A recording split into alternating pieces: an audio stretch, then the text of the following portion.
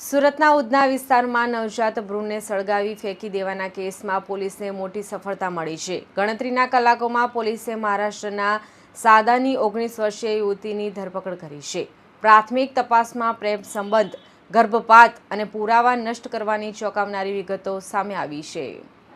સુરત શહેરના ઉધના વિસ્તારમાં આવેલા ભીમનગર ગરનાળા પાસે 6 થી 7 દિવસના નવજાત ભ્રૂણને સળગાવેલી હાલતમાં ફેંકી દેવામાં આવતા સમગ્ર વિસ્તારમાં ભારે ચકચાર મચી ગઈ છે।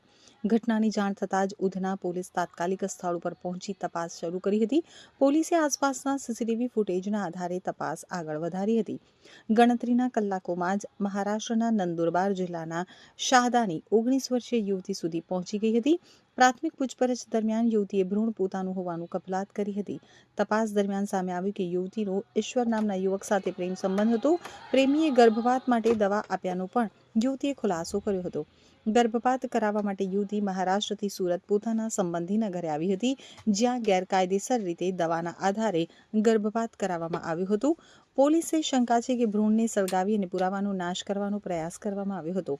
હાલ પોલીસે મહિલા આરોપીની ધરપકડ કરી વધુ તપાસ હાથ ધરી